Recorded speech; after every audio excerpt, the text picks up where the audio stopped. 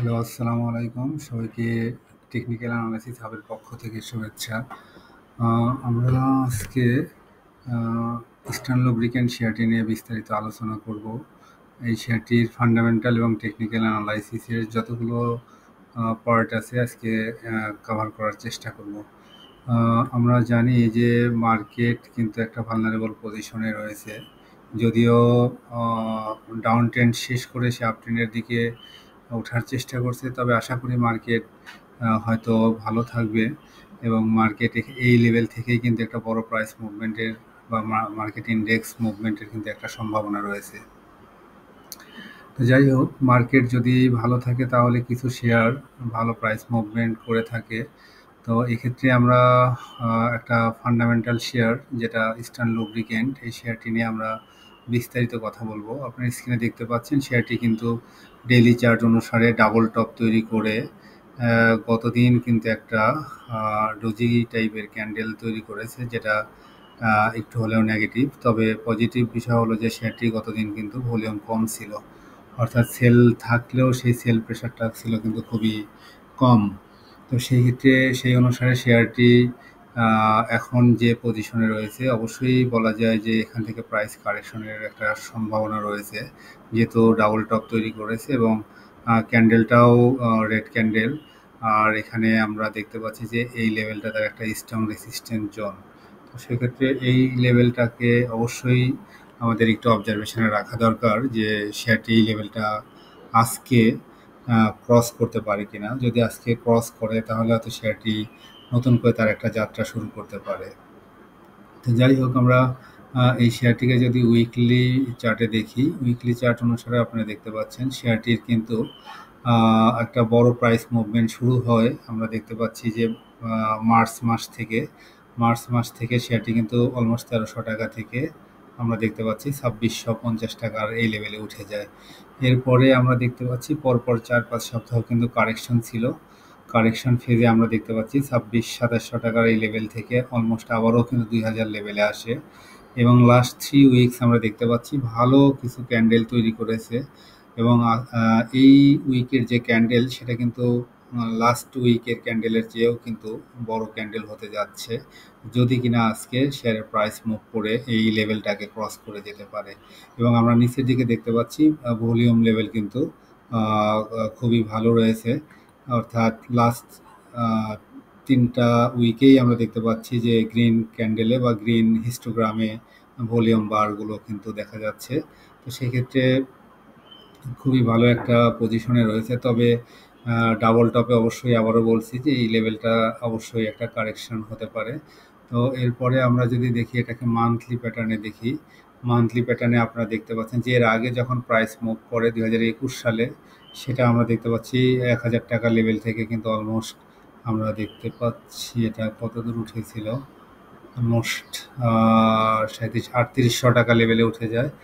এরপরে কিন্তু একটা লং কারেকশন হয়, কারেকশন হয়ে আবার নতুন করে সেই একই ধরনের প্রাইসের মুভমেন্টের একটা সিগন্যাল আমরা দেখতে পাচ্ছি। লাস্ট 4 মাস কিন্তু দেখতে পাচ্ছেন ভলিউম ক্যান্ডেলগুলোও কিন্তু খুবই স্ট্রং এবং সাথে সাথে প্রাইস মুভমেন্টও কিন্তু খুবই স্ট্রং দেখতে পাচ্ছি।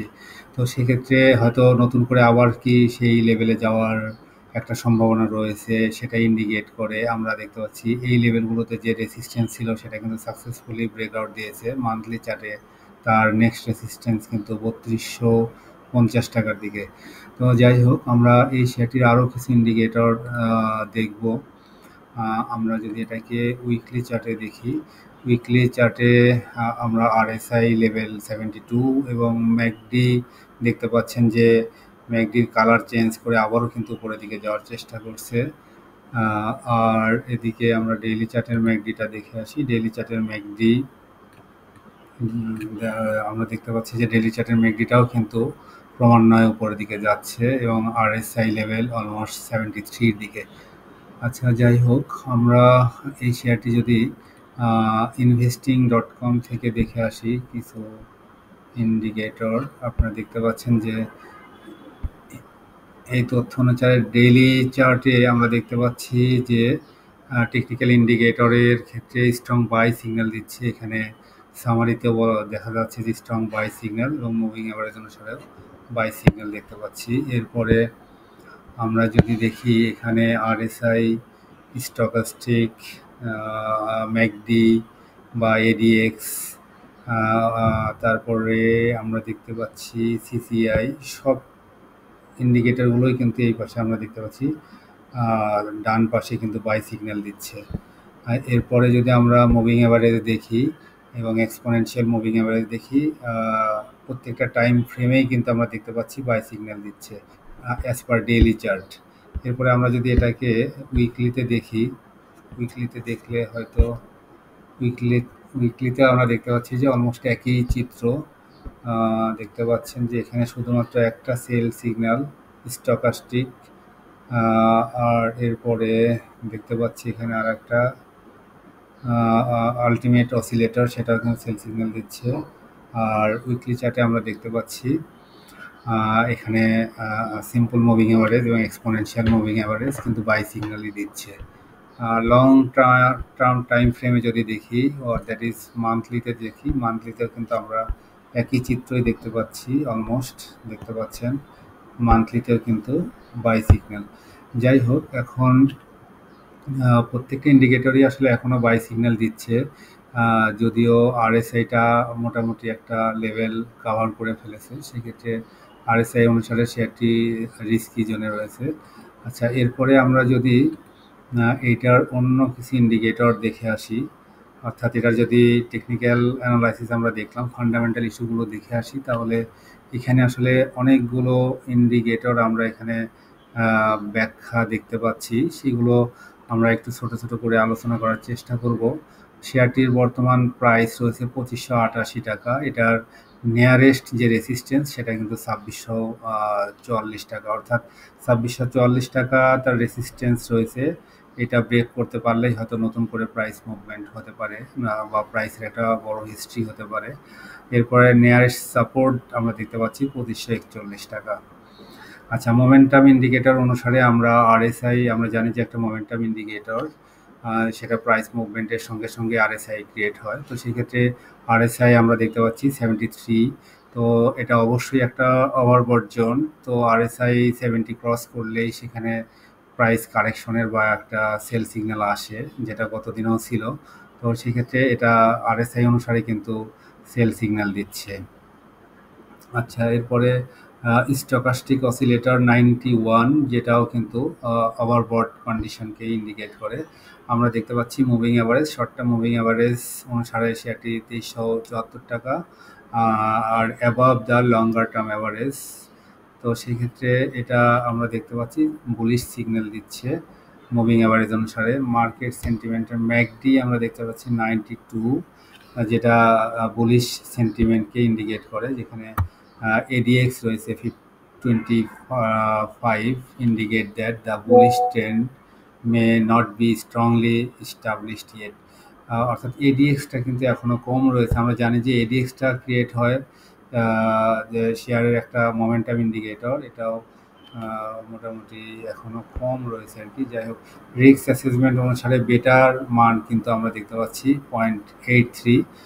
তো সেটা ইন্ডিকেট করে যে যেহেতু বেটার মান, মার্কেট বেটা 1 থাকে, তো সেক্ষেত্রে যেহেতু 1-এর চেয়ে কম আছে, তার মানে এটা লোয়ার ভলাটাইল বা এটা রিস্ক কিন্তু এখনও অনেকটাই কম রয়েছে আর কি এই শেয়ারের। এরপরে আমরা যদি ইপিএস দেখি, ইপিএস 36.71, যেটা ইন্ডিকেট করে স্ট্রং প্রফিটেবিলিটিকে ইন্ডিকেট করে, অর্থাৎ তার আর্নিংস খুবই ভালো। আমরা যদি ন্যাপ দেখি, ন্যাপ কিন্তু 192.14 টাকা, that indicates the significant tangible asset per শেয়ারে কিন্তু 192 টাকার মতো অ্যাসেট রয়েছে। আমরা যদি কারেন্ট রেশিও দেখি, current ratio 1.62 indicate that the company has more current asset than current liabilities, signalling good short term financial health. That is 1 টাকা loan পরিশোধের লোনের এগেনস্টে 1 টাকা 62 পয়সা তার কারেন্ট অ্যাসেট রয়েছে, অর্থাৎ সে মোটামুটি ভালো পজিশনে রয়েছে। চলতি দায় পরিশোধের সক্ষমতা তার কিন্তু খুবই ভালো, অর্থাৎ আমরা বলতে পারি যে তাদের লিকুইডিটি পজিশন ভালো। আচ্ছা, নেট অপারেটিং ক্যাশ ফ্লো পার শেয়ার, এটাও খুব একটা ইম্পর্টেন্ট ইন্ডিকেটর। এটা আমরা দেখতে পাচ্ছি পার শেয়ারে 57.68 কিন্তু ক্যাশ ফ্লো জেনারেট হচ্ছে, তো সেটা অবশ্যই ভালো। এরপরে debt to equity ratio 1.41 has a manageable level of debt compare to its equity, অর্থাৎ ইকুইটি অনুসারে তার যে ডেটের পজিশন সেটা মোটামুটি এখনও ভালো রয়েছে। আচ্ছা, আমরা যদি এই শেয়ারের ফেয়ার ভ্যালু বলি, তাহলে ফেয়ার ভ্যালু ক্যালকুলেশনের দুইটা মেথড আছে। একটা হলো ডিসিএফ মেথড, যেটা ডিভিডেন্ডের উপর ভিত্তি করে নির্ণয় করা হয়, আর একটা হলো fair value depending on DDM method এবং ডিসিএফ মেথড। এই দুটা অনুসারে আমরা দেখতে পাচ্ছি ডিডিএম ডিভিডেন্ডের উপর ভিত্তি করে যেটা নির্ণয় করা, সেটা হলো এই 2882 টাকা, এটা তার এক যৌক্তিক প্রাইস। এবং fair value depending on DCF সেটা হলো 2500 টাকা, আর কারেন্ট প্রাইস রয়েছে 2588 টাকা। যাই হোক, তো এখন ফেয়ার ভ্যালু অনুসারেও শেয়ারটি কিন্তু এখনও যৌক্তিক প্রাইসে রয়েছে। আচ্ছা, এরপরে আমরা যদি দেখি অন্য কিছু ইন্ডিকেটর, প্রাইস আর্নিং রেশিও, আমরা এর আগে বললাম যে price earning ratio, that is P ratio কিন্তু 70-র কাছাকাছি, যেটা কিন্তু ওভারসোল্ড জোনকেই নির্দেশ করে। সেক্ষেত্রে এখানে একটু হলেও সতর্ক থাকা দরকার। আচ্ছা, আরওই খুবই গুরুত্বপূর্ণ একটি ইন্ডিকেটর। যারা ফাইন্যান্সিয়াল অ্যানালাইসিস বুঝে থাকেন তারা জানবেন যে একটা কোম্পানির আরওই অর্থাৎ রিটার্ন অন ইকুইটি, সেটা খুবই ইম্পর্টেন্ট, যেটা কিন্তু 0.13, যেটা কিন্তু খুবই লো বলা যায়। তো সেক্ষেত্রে এই আরওই অনুসারে শেয়ারটির অবস্থা খুব একটা যৌক্তিক পজিশনে নেই এখন। আচ্ছা, উইক ডিভিডেন্ড ইল্ড অনুসারেও আমরা দেখতে পাচ্ছি যে শেয়ারটি ডিভিডেন্ড ইল্ড দুর্বল। এরপর আমরা রেভিনিউ এবং প্রফিটেবিলিটি যদি দেখি, রেভিনিউ তার দেখতে পাচ্ছি 623 মিলিয়ন।